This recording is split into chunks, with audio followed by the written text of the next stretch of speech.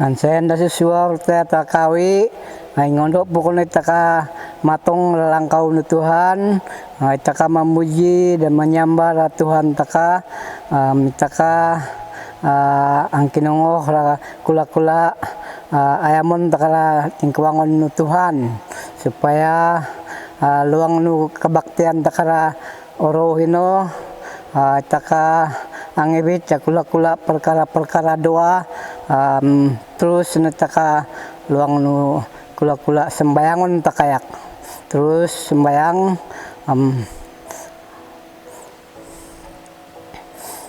Tuhan Allah mamelong nu surga luang ninggalan Tuhan Yesus Kristus akai sembayang untuk jemaat Tuhan ke seluruh negara Malaysia.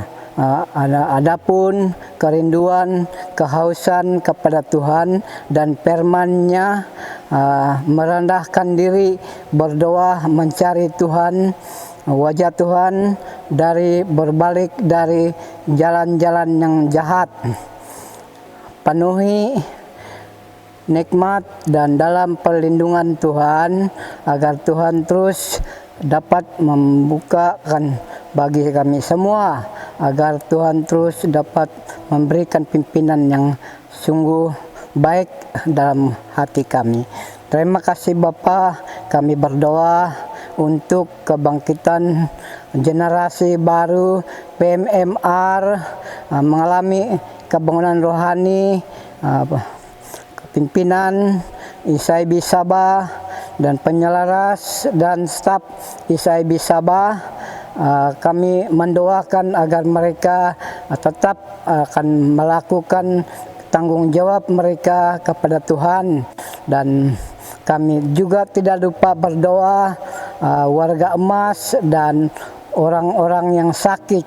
Berikan warga emas ini sanggup melakukan yang terbaik bagi, dan orang sakit pun berikan kesembuhan agar mereka terus berdoa untuk memuji Tuhan. Dan kami berdoa untuk negara Malaysia dan negeri Sabah. Kami berdoa bagi negara kami ini Malaysia agar diberikan pimpinan dan tunjukkanlah Tuhan agar kami aman damai semuanya ini, dan negeri kami juga baik juga tidak punya apa-apa.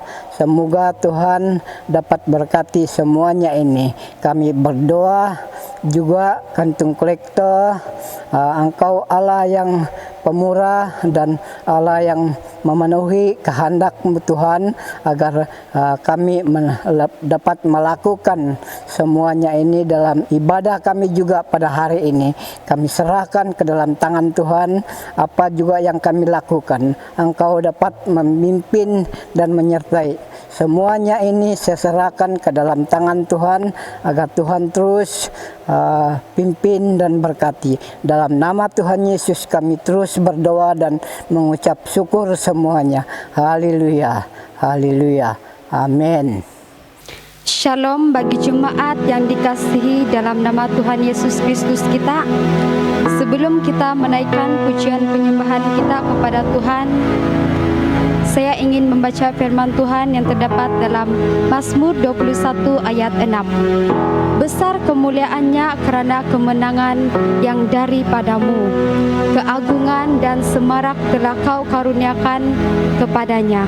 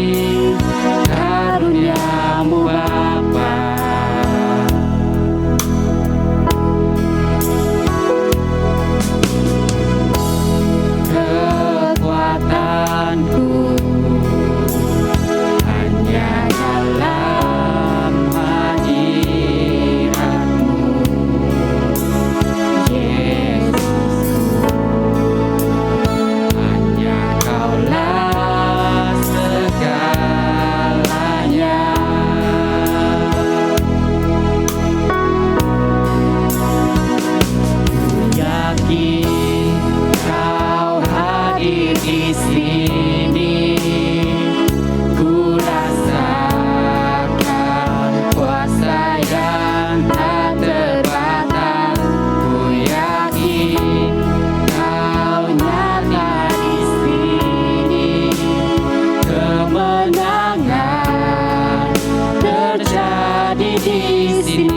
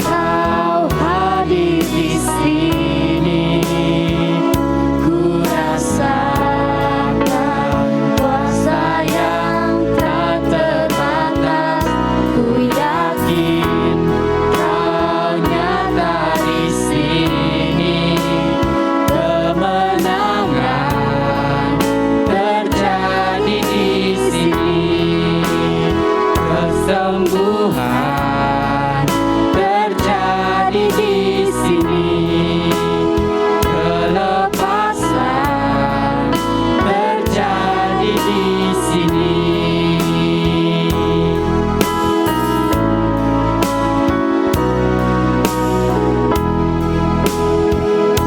Haleluya Tuhan, haleluya Yesus, haleluya Roh Kudus.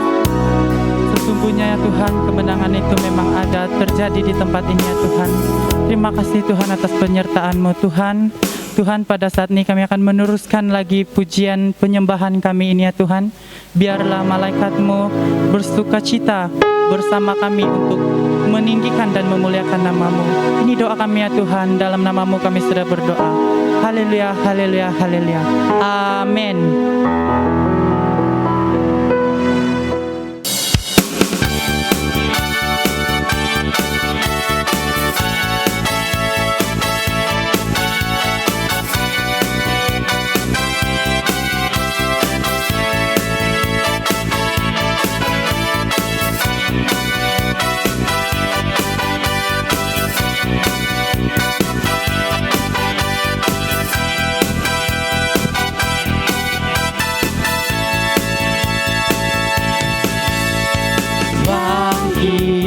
Serukan nama Yesus,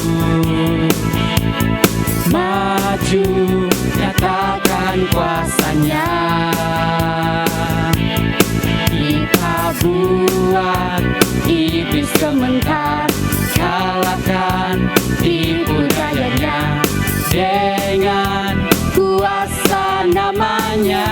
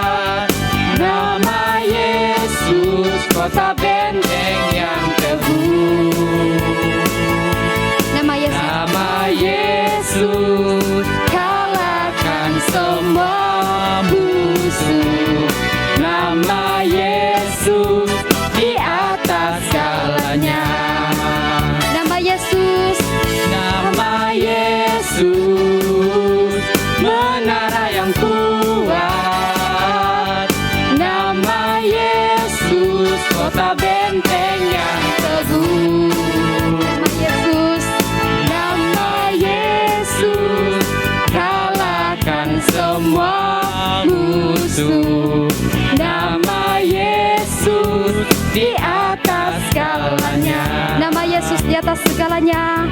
Nama Yesus di atas segalanya. Nama Yesus di atas segalanya. Nama Yesus di atas segalanya. Nama Yesus. Nama Yesus di atas segalanya.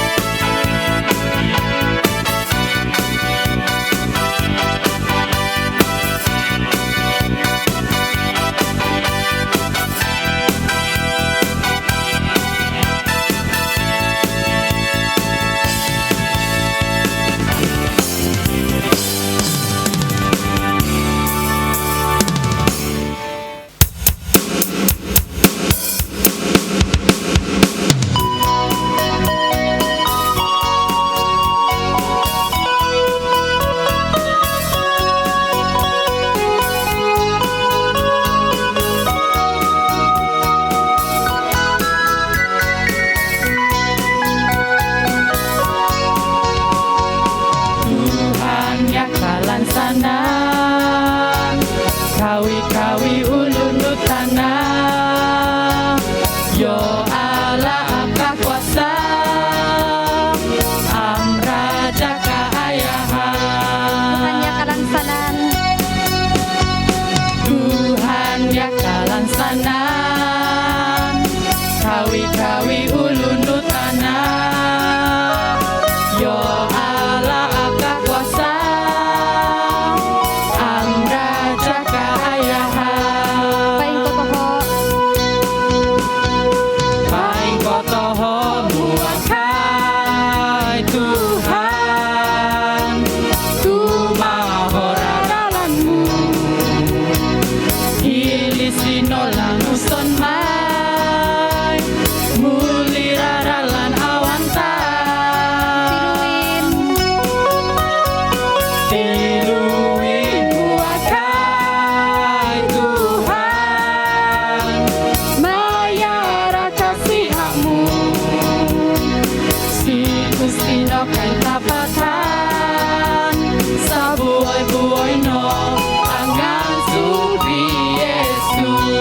Musik memuji Tuhan.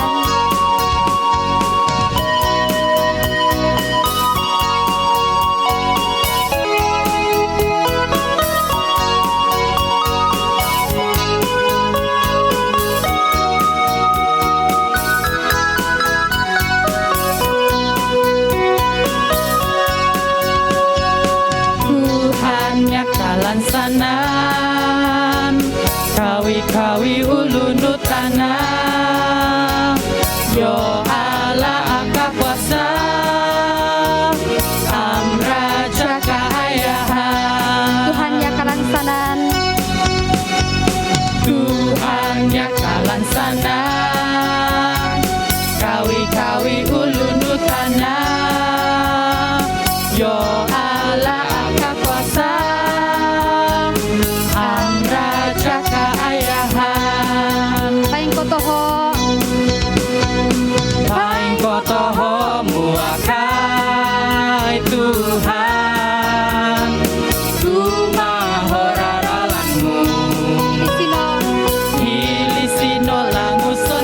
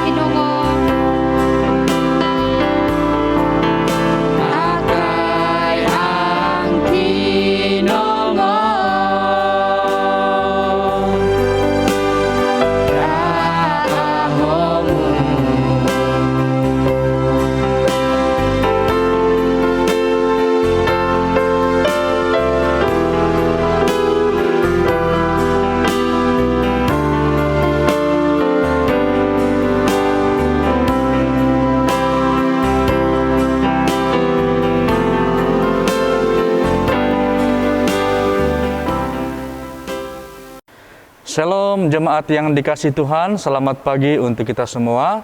Semoga pada hari ini kita semua dalam keadaan yang sehat semuanya, dimanapun kita berada, baik yang ada di kampung ataupun yang ada di perantauan. Sebelum kita mendengar firman Tuhan pada pagi ini, mari kita berdoa. Bapa di sorga, kami naikkan ucapan syukur di hadapan-Mu untuk kebersamaan kami pada pagi ini untuk belajar firman-Mu. Kami mohon Bapa supaya roh hikmat menyertai kami, yaitu Roh Kudus-Mu, karena kami sangat sadar hanya dengan pimpinan dan pertolongan Tuhan saja kami mampu untuk memahami firman-Mu dan melakukan kebenaran firman-Mu. Lindungi kami dari segala gangguan yang coba mengganggu kami. Terima kasih Bapa, ini doa permohonan kami. Dalam nama Tuhan Yesus kami sudah berdoa. Haleluya. Amin. Oke, sekali lagi shalom kepada semua jemaat yang dikasih Tuhan. Mari kita melihat firman Tuhan yang akan kita belajar pada pagi ini di dalam Efesus pasal yang ke-6 ayat 10 sampai ayat yang ke-20. Demikian firman Tuhan. Tajuk kita angkat di atas yaitu perlengkapan rohani. Akhirnya hendaklah kamu kuat di dalam Tuhan, di dalam kekuatan kuasa-Nya. Kenakanlah seluruh perlengkapan senjata Allah, supaya kamu dapat bertahan melawan tipu muslihat iblis. Karena perjuangan kita bukanlah melawan darah dan daging, tetapi melawan pemerintah-pemerintah, melawan penguasa-penguasa, melawan penghulu-penghulu dunia yang gelap ini, melawan roh-roh jahat di udara. Sebab itu, ambillah seluruh perlengkapan senjata Allah, supaya kamu dapat mengadakan perlawanan pada hari yang jahat itu dan tetap berdiri sesudah kamu menyelesaikan segala sesuatu.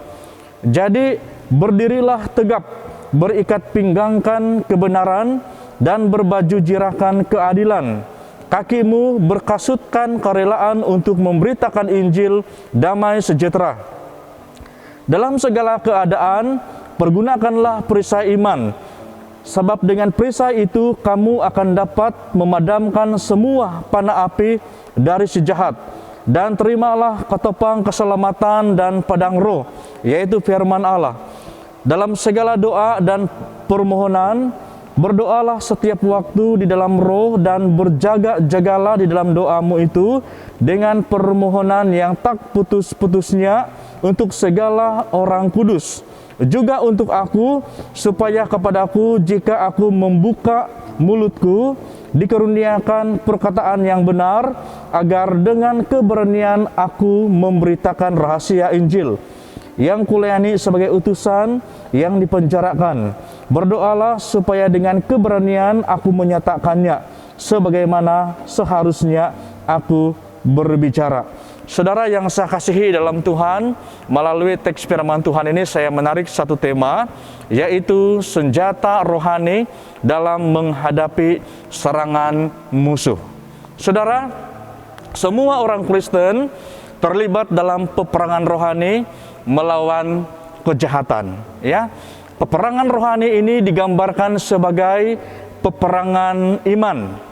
Musuh rohani orang Kristen adalah, perhatikan, keinginan daging yang bertentangan dengan firman Tuhan. Ini musuh rohani orang Kristen. Keinginan daging yang bertentangan dengan firman Tuhan. Boleh kita rujuk ini di dalam 1 Petrus pasal 2 ayat 11 dan Galatia pasal 5 ayat 17 sampai ayat yang ke-21. Yang kedua, musuh rohani orang Kristen adalah kesenangan duniawi yang menyebabkan firman Tuhan terbantut atau tidak bertumbuh. Jadi tentang kesenangan duniawi ini, ya, yang membuatkan iman kita tidak bertumbuh atau terbantut, ini adalah musuh rohani kita. Jadi kita harus waspada. Kita boleh lihat ini di dalam Injil Matius pasal 13 ayat 22 dan Yakobus pasal 1 ayat yang ke-14. Dan seterusnya, musuh rohani orang Kristen adalah iblis dan pasukannya dan tipu muslihatnya dan semua roh-roh jahat di udara. Kita sudah lihat di dalam pembacaan dalam ayat yang ke-11 dan ayat yang ke-12. Oleh itu saudara, kita harus memiliki senjata rohani dalam menghadapi serangan musuh.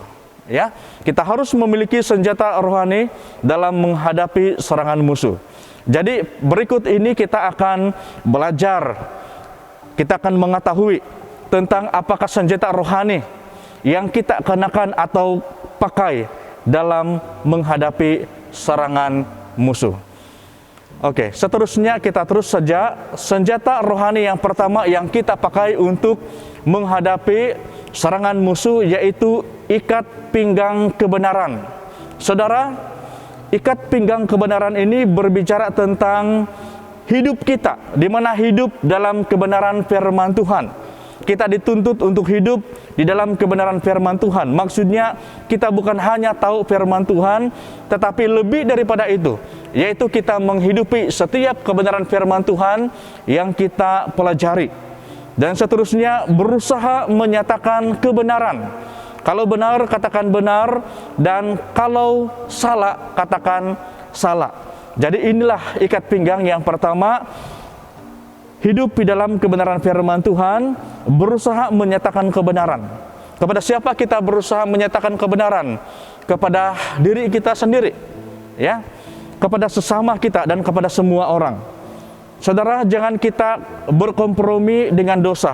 Dosa tetap dosa dan harus dijauhi dan diceraikan. Saya gunakan istilah diceraikan. Maksudnya kalau dosa kita tidak suka, ya. Jadi mari kita ceraikan dosa, walaupun dosa itu berusaha untuk menggoda kita. Kita ceraikan dosa, kita benci dosa. Kita harus mengamalkan kebenaran sebagai gaya hidup. Dalam Galatia pasal 6 ayat 9 dan 2 Tesalonika pasal 3 ayat yang ke-13. Mari kita mengamalkan kebenaran. Jangan kita jemu-jemu di dalam berbuat baik. Saudara, di dalam Yohanes pasal 8 ayat 31 sampai ayat yang ke-32 berkata, "Jikalau kamu tetap dalam firman-Ku, kamu benar-benar adalah murid-Ku, dan kamu akan mengetahui kebenaran, dan kebenaran itu akan memerdekakan kamu."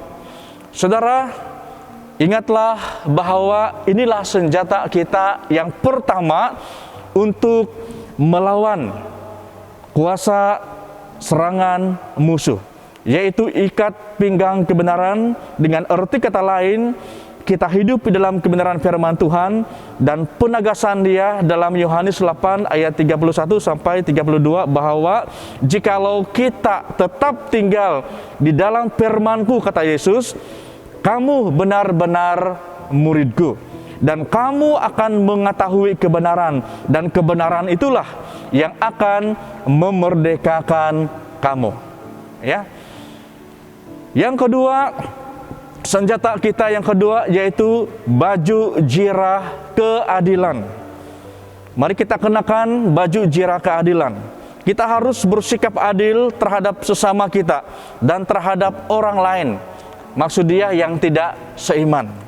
Kita harus menyatakan kasih kepada semua orang tanpa memandang kedudukan. Inilah senjata yang kedua, baju jirah keadilan. Di dalam Efesus pasal 6 ayat yang ke-8 berkata, "Kamu tahu bahwa setiap orang, baik hamba maupun orang merdeka, kalau ia telah berbuat sesuatu yang baik, ia akan menerima balasannya dari Tuhan." Wah, sangat luar biasa firman Tuhan. Tuhan menuntut setiap orang, bagi kita yang percaya kepada Yesus sebagai Tuhan dan Juru Selamat, sama ada kita berkedudukan ataupun tidak ada kedudukan, firman Tuhan menegaskan bahwa kamu tahu bahwa setiap orang, baik hamba maupun orang merdeka, kalau ia telah berbuat sesuatu yang baik, ia akan menerima balasannya dari Tuhan. Dan di dalam Ulangan pasal 1 ayat 17 berkata, "Dalam mengadili jangan pandang bulu, baik perkara orang kecil maupun perkara orang besar harus kamu dengarkan. Jangan gentar terhadap siapapun, sebab pengadilan adalah kepunyaan Allah. Dalam perjanjian lama juga menegur umat Israel, dan khusus di dalam Ulangan ini, di mana Tuhan melalui Musa menegur orang Israel supaya dalam mengadili mereka tidak boleh pandang bulu ataupun melihat kedudukan seseorang, dan mereka diminta baik perkara orang kecil maupun perkara orang besar harus mereka perhatikan, harus mereka dengar. Dan dikatakan bahwa jangan gentar terhadap siapapun, sebab pengadilan adalah kepunyaan Allah. Jadi inilah senjata yang kedua di dalam menghadapi serangan musuh. Yang ketiga yaitu kasut kerelaan memberitakan Injil. Mari kita kenakan kasut kerelaan memberitakan Injil. Saudara, beritakan Injil tentang keselamatan yang hanya ada pada Yesus Kristus. Di dalam Kisah Para Rasul pasal 4 ayat yang ke-12 berkata, dan keselamatan tidak ada di dalam siapapun juga selain di dalam Dia. Sebab di bawah kolong langit ini tidak ada nama lain yang diberikan kepada manusia yang olehnya kita dapat diselamatkan selain di dalam Yesus Kristus. Jadi saudara, beritakan Injil keselamatan yang hanya ada pada Yesus. Yesus itu satu-satunya jalan, ya, bukan salah satu jalan, tetapi satu-satunya jalan untuk mendapat keselamatan. Saudara, beritakan Injil melalui gaya hidup kita yang mengamalkan kebenaran firman Tuhan. Karena ada orang yang tidak mampu memberitakan Injil melalui kata-kata, tetapi melalui gaya hidup, di mana dia hidup sesuai dengan tuntutan firman Tuhan. Itu juga cara memberitakan Injil. Baik waktunya baik atau tidak, mari kita sama-sama berusaha untuk memberitakan Injil. Beritakan Injil damai sejahtera supaya ramai orang mendengar tentang kasih Allah melalui anaknya Yesus Kristus.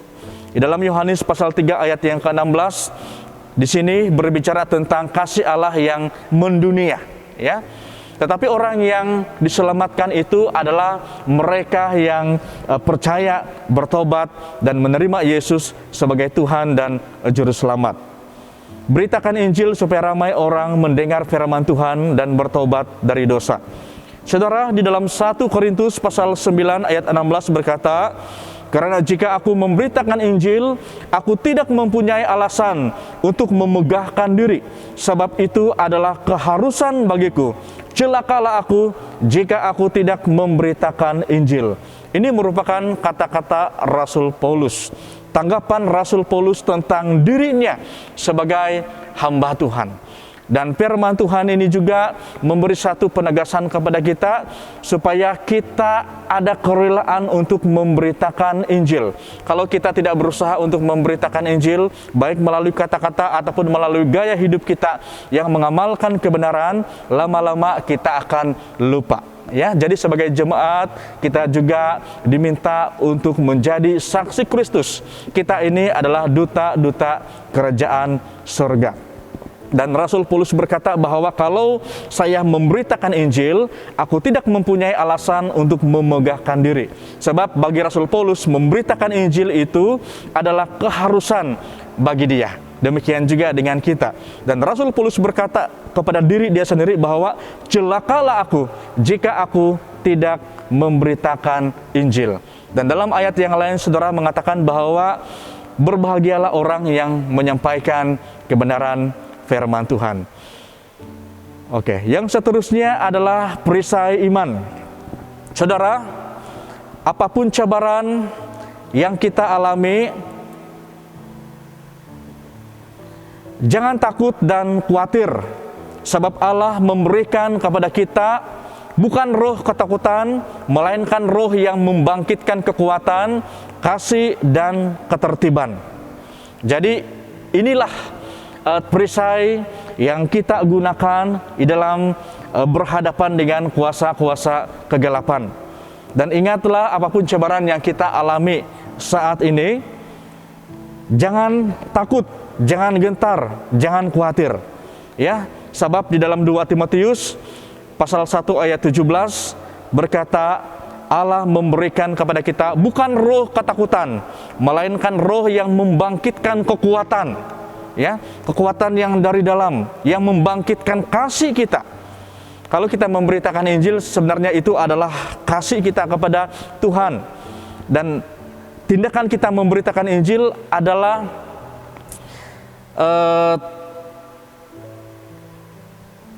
tindakan iman kita dan ketertiban kita. Oke, minta maaf. Ya, seterusnya saudara, inilah perisai iman yang kita gunakan di dalam berhadapan dengan cabaran hidup yang kita alami. Ingatlah saudara bahwa kalau kita kuat, itu bukan karena kita kuat, tetapi Allah sendiri yang memberikan kita roh kekuatan, ya. Roh yang membangkitkan kekuatan di dalam kita. Roh yang membangkitkan kasih dan roh ketertiban di dalam diri kita. Sehingga apapun keadaan, kita tetap tertib untuk melakukan kebenaran firman Tuhan. Saudara, di dalam Roma pasal 15 ayat yang ke-13 berkata, semoga Allah sumber pengharapan memenuhi kamu dengan segala sukacita dan damai sejahtera dalam iman kamu, supaya oleh kekuatan Roh Kudus kamu berlimpah-limpah dalam pengharapan. Ya. Jadi kita ada pengharapan di dalam Yesus. Ya. Walaupun kita banyak mengalami cabaran di dalam hidup kita, tetapi senjata kita untuk berhadapan dengan kekuatan musuh adalah iman kita yang terarah kepada Tuhan Yesus.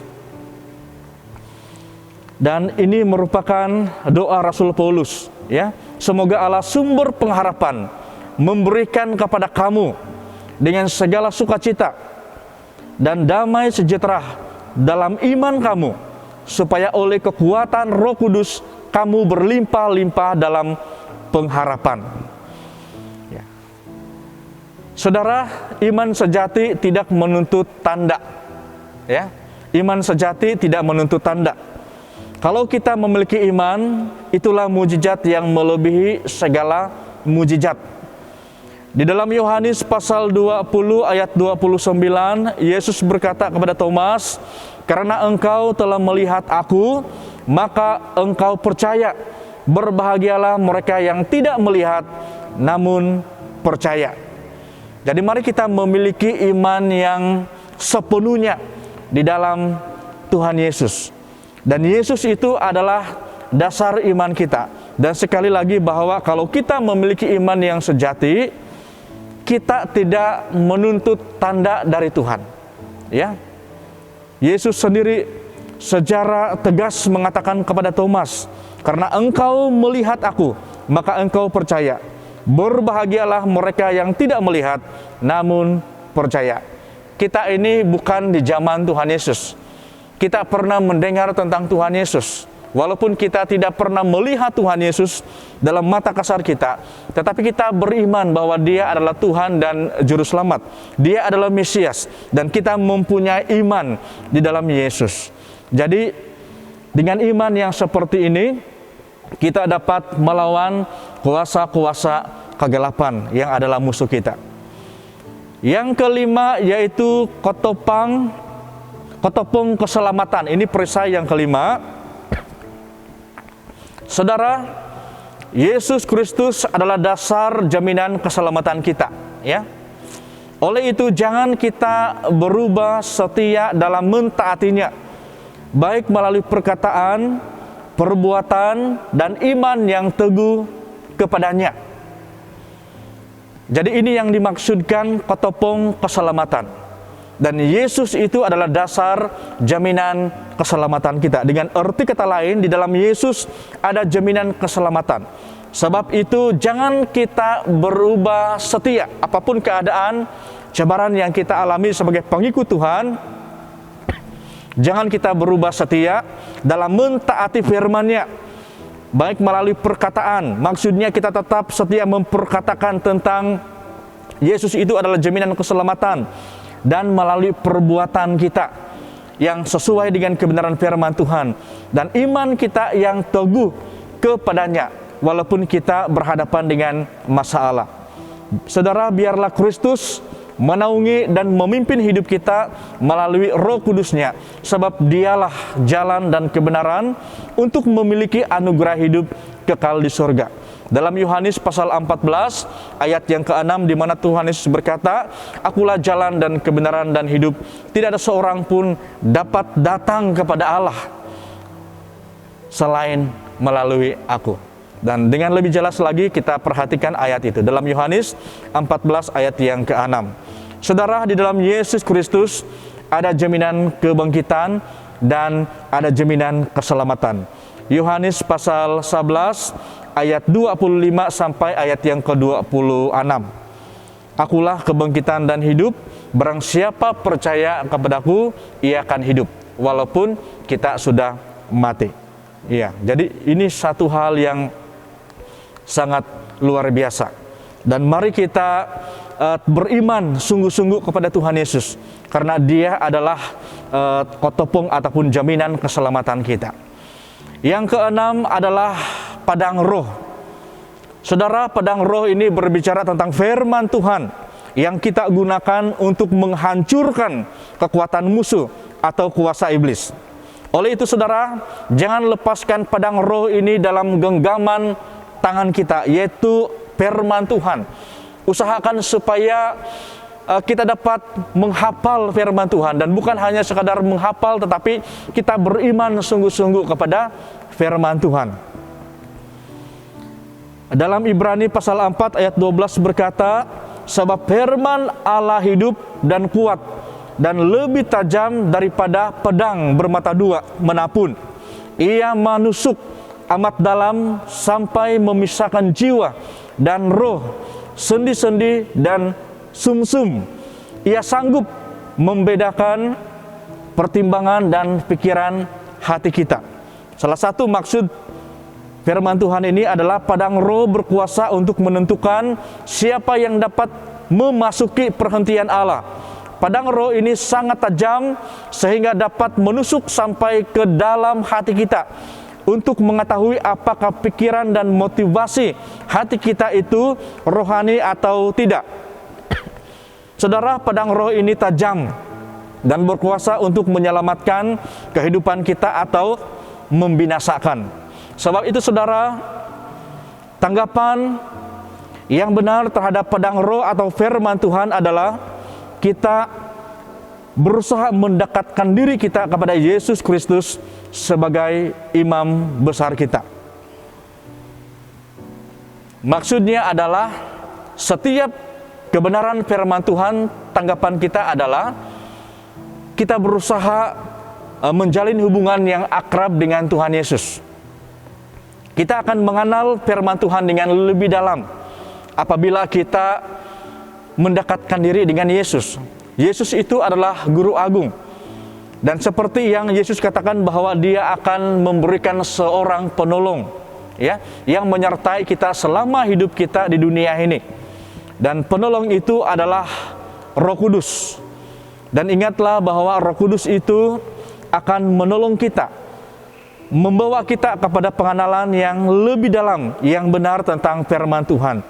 Dan pastikan supaya setiap pengetahuan kita yang banyak tentang firman Tuhan, seharusnya ini membawa kita untuk lebih mendekatkan diri kepada Tuhan Yesus. Ya, jangan kita mengetahui banyak firman Tuhan lalu kita tidak mempedulikan Yesus, karena inti firman Tuhan itu adalah Tuhan Yesus sendiri. Yang ketujuh dan yang terakhir adalah berdoa dan berjaga-jaga. Ini senjata kita yang ketujuh. Saudara, doa adalah napas bagi kehidupan rohani kita. Dan doa juga adalah komunikasi kita dengan Tuhan. Saudara, jangan melangkah atau buat sesuatu tanpa berdoa terlebih dahulu. Mintalah Roh Kudus menuntun kita. Orang Kristen yang hidup tanpa doa adalah orang Kristen yang hidup tanpa kuasa. Dan kalau kita hidup tanpa kuasa, iblis akan mempermain-mainkan kita.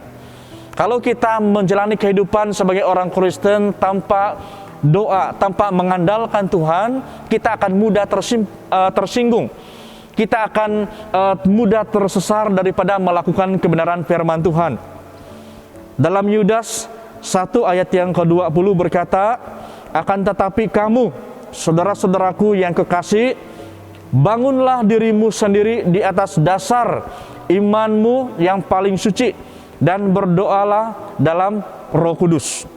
Dalam terjemahan bahasa Malaysia dia berkata seperti ini, tetapi kamu, saudara-saudaraku, teruslah bina hidup yang berdasarkan kepercayaan kepada Kristus. Iman kamu sangat suci. Berdoalah dengan pimpinan Roh Allah. Jadi sangat jelas di sini bahwa kita diminta untuk membina hubungan, ya, berdasarkan kepercayaan kepada Kristus. Maksudnya kita membina hubungan dengan Tuhan karena percaya atau dasar kepercayaan kita kepada Kristus. Dan dikatakan bahwa iman kamu sangat suci. Sebab itu berdoalah dengan pimpinan Roh Kudus. Jangan kita bersandar kepada pengalaman kita di dalam berdoa. Ada masa-masa kita sangat bingung, kita tidak tahu apa yang kita doakan, dan kita tidak tahu bagaimana berdoa yang sesungguhnya. Sebab itu saudara, pastikan supaya kita berdoa dengan pimpinan Roh Kudus. Sebagai kesimpulan daripada firman Tuhan, saudara, milikilah senjata rohani. Yang pertama tadi itu adalah ikat pinggang kebenaran. Yang kedua, baju jirah keadilan. Yang ketiga, kasut kerelaan memberitakan Injil. Yang keempat, perisai iman. Yang kelima, ketopong keselamatan. Yang keenam, padang roh. Dan yang ketujuh, doa yang berterusan. Inilah senjata rohani yang Alkitab ajarkan untuk kita gunakan melawan musuh. Saudara, mari kita berdoa untuk para hamba Tuhan, ya. Saya secara pribadi sangat memerlukan doa daripada jemaat dan hamba-hamba Tuhan yang lain. Mari kita doakan supaya kami ada keberanian memberitakan firman Tuhan, yaitu firman Tuhan yang sesungguhnya ataupun tanpa dimanipulasi. Dan firman Tuhan pada pagi ini hanya sampai di sini. Mari kita berdoa. Bapa di sorga, kami kembalikan ucapan syukur di hadapan-Mu atas berkat penyertaan-Mu sepanjang ibadah kami hari ini, baik melalui puji-pujian dan apa yang kami lakukan di dalam ibadah ini kiranya mendatangkan kemuliaan bagi nama Tuhan Yesus. Dan secara khusus bagi firman-Mu, kiranya firman-Mu mengambil tempat dalam hati kami, supaya firman Tuhan ini terngiang-ngiang di dalam hati kami, dan biarlah kami bersungguh-sungguh untuk beriman kepada firman-Mu. Karena kami sangat sadar banyak cobaan yang kami alami, banyak serangan-serangan musuh yang berusaha untuk menjatuhkan iman kami. Sebab itu Bapa, kami mohon supaya Roh Kudus-Mu sendiri dan biarlah firman-Mu sebagai dasar kami untuk berhadapan dengan semua musuh-musuh, yaitu kuasa-kuasa bahkan penghulu di udara yang coba melemahkan iman percaya kami sebagai pengikut-pengikut-Mu. Terima kasih Bapa di sorga, diberkatilah setiap jemaat-Mu yang mendengar firman-Mu, dan apapun pergumulan yang mereka hadapi, siapapun mereka, dimanapun mereka berada pada saat ini, kiranya Roh Kudus-Mu menyertai mereka, dan biarlah mereka berhadapan dengan masalah cobaan itu dengan firman-Mu, dan biarlah mereka menggunakan firman Tuhan sebagai senjata untuk menghadapi apa saja pergumulan, serangan musuh dalam hidup mereka. Terima kasih Bapa, ini doa ucapan syukur kami, dan kami tutup acara ibadah kami pada pagi ini di dalam nama Tuhan kami Yesus Kristus, Tuhan dan Juru Selamat kami sudah berdoa. Haleluya. Amin. Oke, puji Tuhan, dan sampai di sini acara ibadah kita pada pagi ini.